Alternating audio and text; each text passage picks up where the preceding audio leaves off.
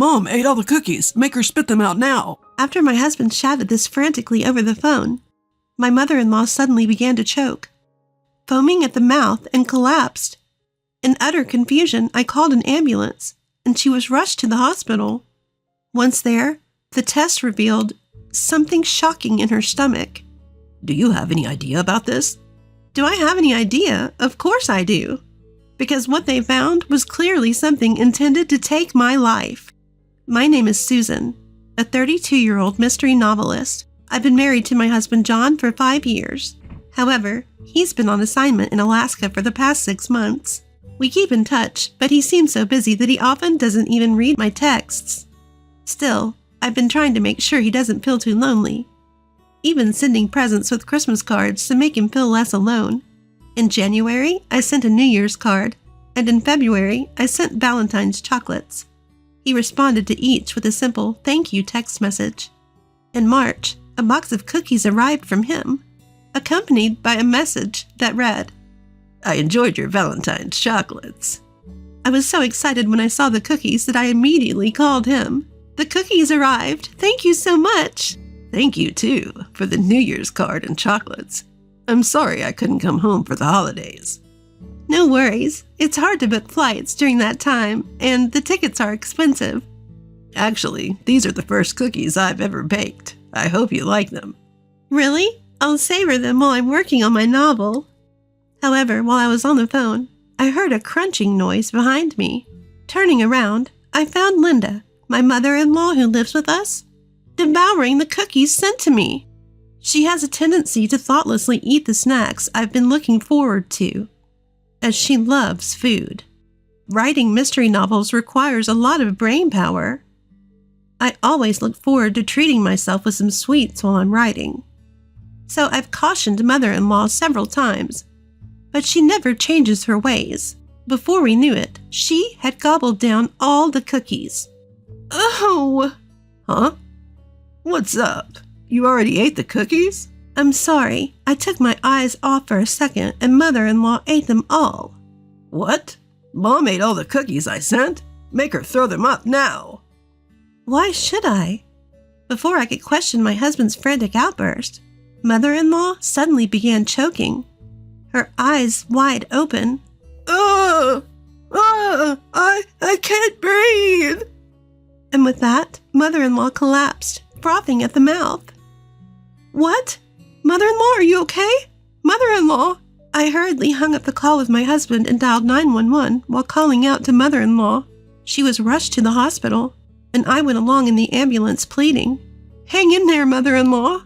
When we got to the hospital, they pumped her stomach and analyzed the contents. The results were shocking. Actually, we detected a certain poison in Linda's stomach. The doctor went on to explain to my son's self that the poison was a highly dangerous substance, odorless and tasteless. It could kill a person with as little as 1 to 3 ounces, and mother-in-law had ingested more than half of that lethal dose. She would need to stay in the hospital for a while for treatment.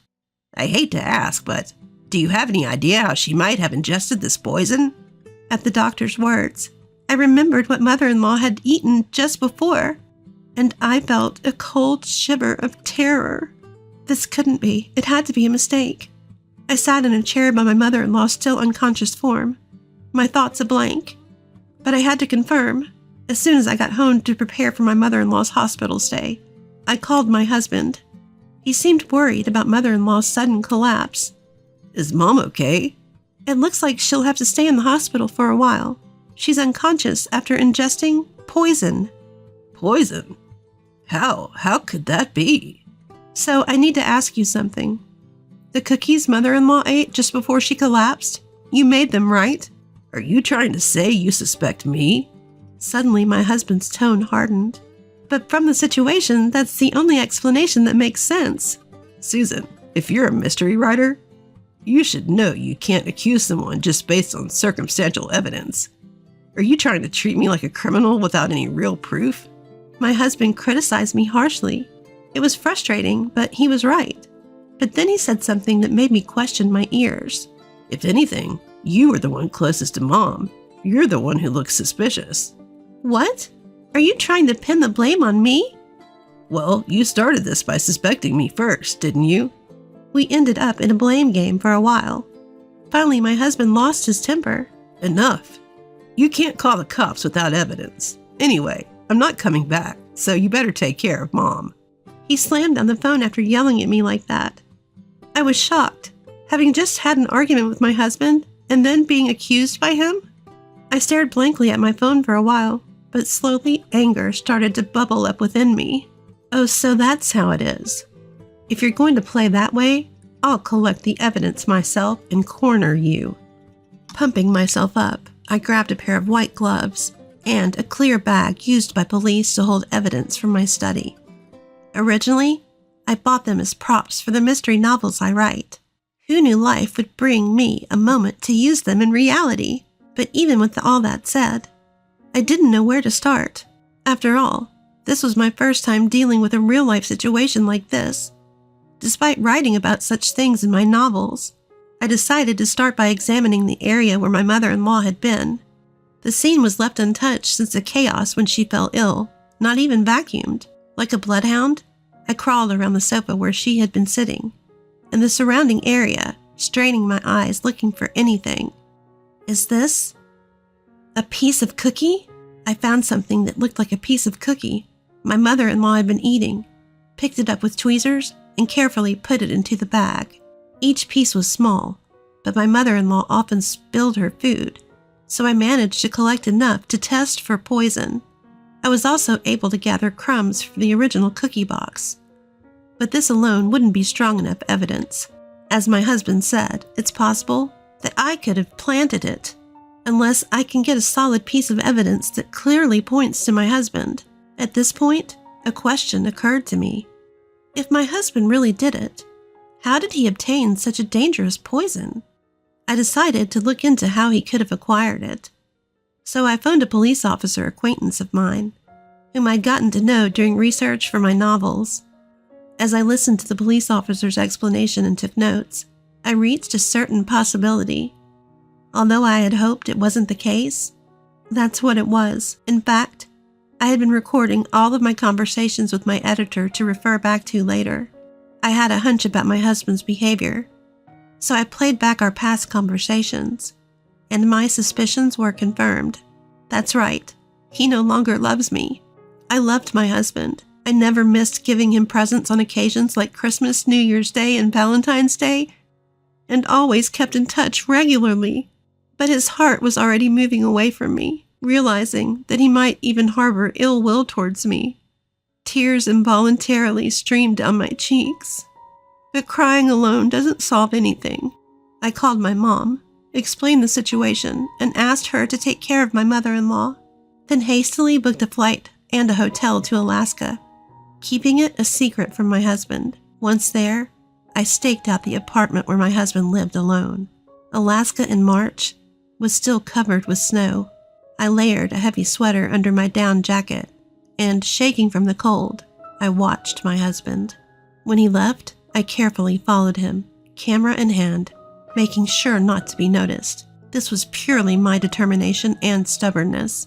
Nevertheless, after a few days, I had collected all the necessary evidence. Now it was time to corner my husband. I stood in front of my husband's apartment and rang the doorbell. Hey, what? Susan, what are you doing here? Hello, John. It's been a while since we've met face to face. With a grin, I casually said, standing around in the entryway is no good. Let's talk inside. And I made my way into my husband's room. So what brings you here? With a grumpy face, my husband served me a weak coffee. It was his roundabout way of asking me to leave.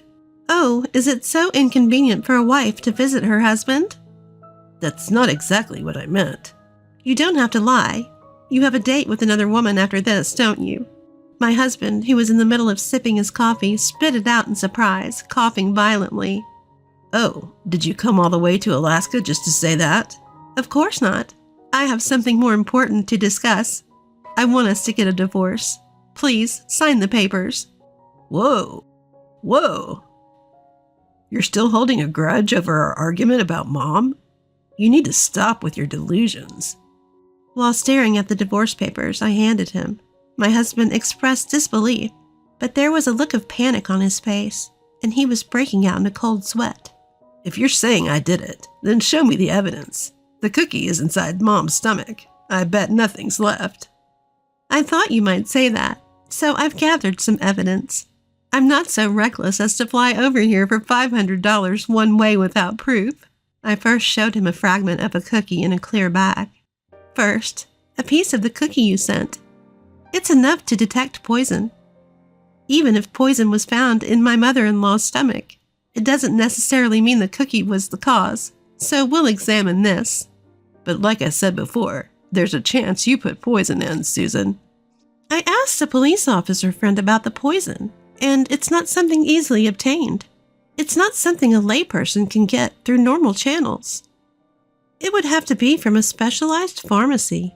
That makes it even less likely to be me. I don't work for a pharmaceutical company, and I'm not a pharmacist.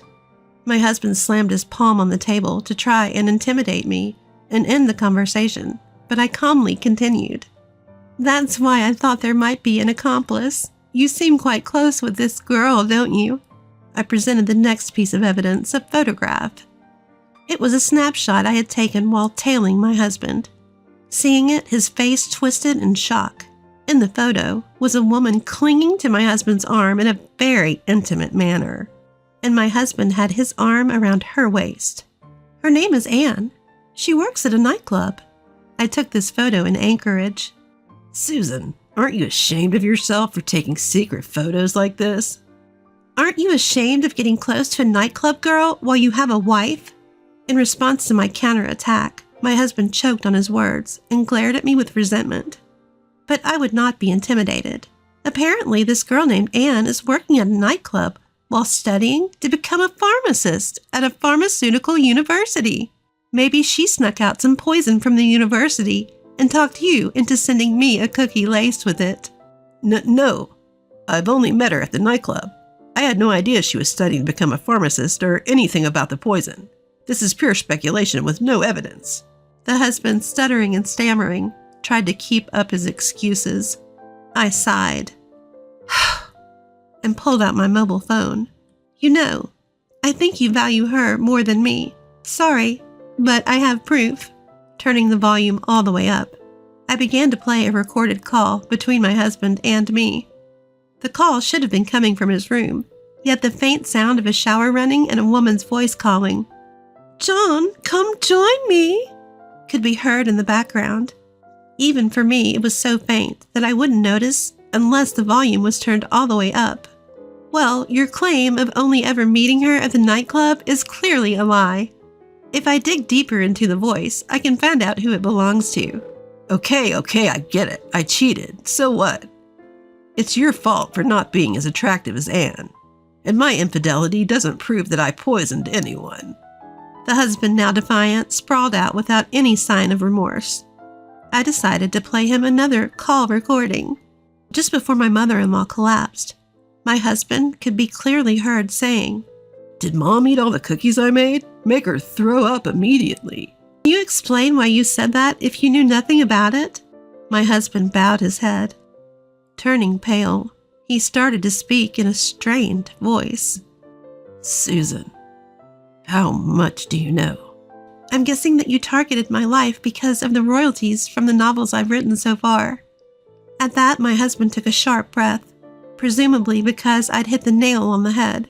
Royalties are given to the copyright holder, and upon their death, the copyright can be inherited by their family. And copyright, the very thing that provides these royalties, can be inherited by the family once the holder passes away. So he must have been picturing himself living it up with his mistress on those royalties he'd inherit. Please, forgive me. I did it because she told me to. Oh, really? There's no sign of her having any dirt on you. Are you blaming others again? I thought I hadn't left any evidence. Please, I'm begging you, don't divorce me. Do you think I can go on living with a man who's trying to kill me? How would you feel in my position? Either way, I have no intention of forgiving you. I slammed the divorce papers on the table. Come on, let's get this over with. Just because I'm begging doesn't mean you can get cocky. Enraged, my husband grabbed me by the collar with both hands. and tried to throw me to the ground. But then, That's enough. the police officers I'd called beforehand burst into the room. I'm glad I called them in advance. You never know what could happen when you're alone. In the end, my husband was arrested. I submitted all the evidence to the police, and right there, I made my husband write up the divorce papers. I had him cover all the hotel and flight expenses to and fro, and then I just breezily went home. The very next day, his mistress was arrested as an accomplice, and the two of them are now comfortably inside a jail cell together. Of course, I demanded a divorce settlement from the two of them, and once I receive it, everything will be wrapped up. Afterwards, I told my mother-in-law, who had been discharged from the hospital, the truth about what happened, and said our goodbyes. I moved to a new apartment, and then, a year later, when I used this experience as a plot for a mystery novel and published it, it surprisingly became a huge hit. For a novelist, every experience, good or bad, can be a source of inspiration.